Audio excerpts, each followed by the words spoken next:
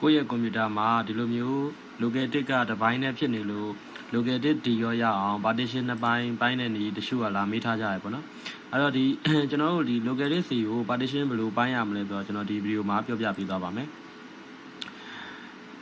အဲ့တော့ဒီကောင်ကကျွန်တော်ရဲ့ဒီ head disk ကဆိုရင် 237GB total စနေပေါ့နော်ဒါ 256GB ဆိုတော့ 23GB လို့ဒီမှာ 237GB လို့ပြတယ်အဲ့တော့ဒီကောင်ကိုကျွန်တော် partition ပိုင်းဖို့ဆိုရင်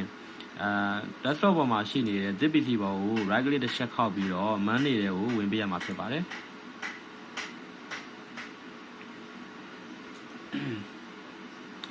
โอเค man နေတဲ့ကိုဝင်ပေးတဲ့အခါမှာတော့ခဏခဏစောင့်ပေးရတတ်ပါတယ်အဲ့တော့ကျွန်တော်တို့ကဒီ man နေထဲကိုရောက်သွားပြီဆိုလို့ရှိရင်ဒီအောက်မှာ storage အောက်မှာရှိနေတဲ့ disk management ဆိုတဲ့ကိုထပ်ပြီးတော့ဝင်ပေးရမှာဖြစ်ပါတယ်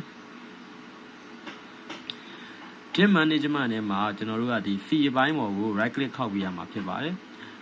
right click ခောက်ပေးပြီးတော့ကျွန်တော်တို့ကဒီရှင်းပေါ်လူဆိုတဲ့ကောင်ပေါ်ကိုနှိပ်ရမှာဖြစ်ပါတယ်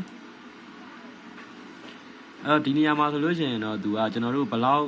ထပ်ပြီးတော့ partition ပိုင်းလို့ရလဲဆိုတာကိုသူကပြပေးမှာပါ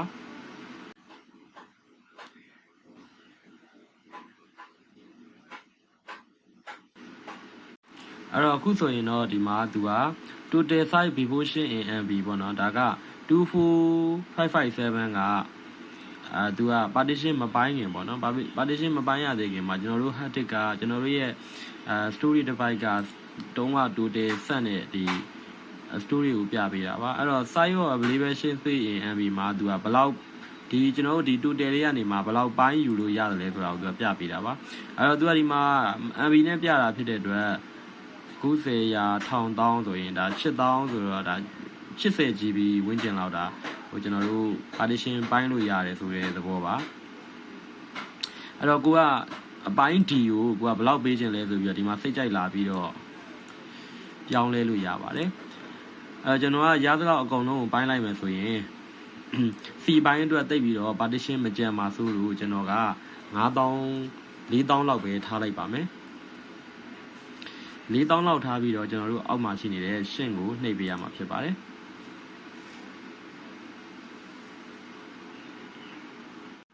အခုဆိုရင်တော့ဒီမှာ39.06ဆိုတော့ဒါ gig 40နီးပါးဒါပိုင်းလိုက်ပြီဖြစ်ပါတယ်အဲ့တော့ဒီရှေ့ကအပိုင်းကတော့ C အပိုင်းက 198GB ကျန်ပြီးတော့ကျွန်တော်တို့နောက်ထပ်ဒီအပိုင်းကတော့ 39.06GB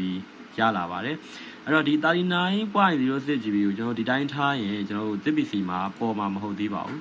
အခုကျွန်တော်ဒီ zip pc ကိုကျွန်တော်တစ်ချက်ပြပါမယ်